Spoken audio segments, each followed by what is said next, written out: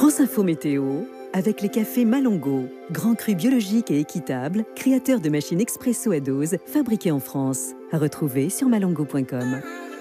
2 départements restent en alerte orange ce soir, les Landes et les Pyrénées-Atlantiques. L'alerte a été levée en revanche dans le département du Gers.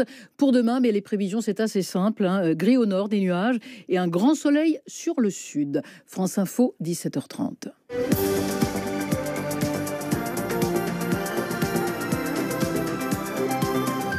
Lisa Guyenne pour les toutes dernières infos.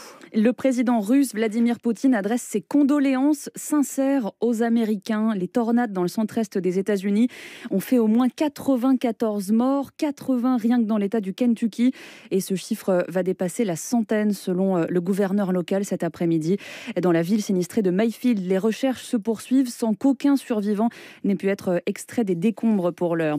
Elle promet de sanctuariser la retraite à 62 ans si elle est élue présidente. En meeting à Perpignan cet après-midi, Anne Hidalgo déroule son programme. Elle appelle une nouvelle fois à une candidature commune de la gauche. Sans union, dit-elle, pas de destin pour sa famille politique. Et cette idée d'une primaire à gauche soutenue également par Arnaud Montebourg, elle est largement rejetée par les autres candidats, notamment Jean-Luc Mélenchon. Il était invité de France Inter et de France Info ce dimanche.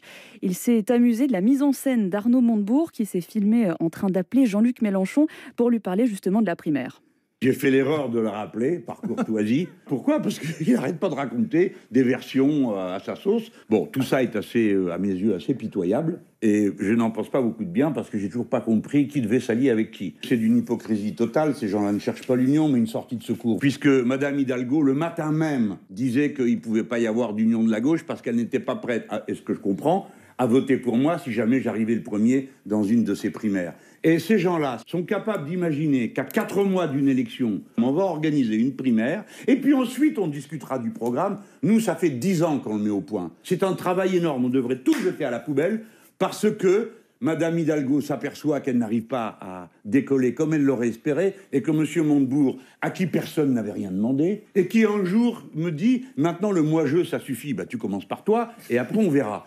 Jean-Luc Mélenchon, le ministre de l'Intérieur, Gérald Darmanin, dit avoir engagé la procédure de dissolution des Zouaves, ce groupuscule d'ultra-droite soupçonné de violence contre des militants antiracistes lors du meeting d'Éric Zemmour la semaine dernière.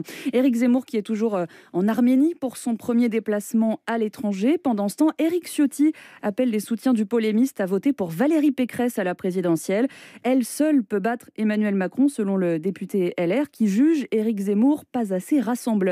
Et puis au Grand Prix de Formule 1 d'Abu Dhabi, l'écurie Mercedes de Lewis Hamilton dépose une réclamation pour contester le résultat de la course. C'est le néerlandais Max Verstappen qui l'a remporté in extremis, juste devant son rival britannique. Lisa Guyenne pour l'info. 17h33, c'est donc non à l'indépendance de la Nouvelle-Calédonie.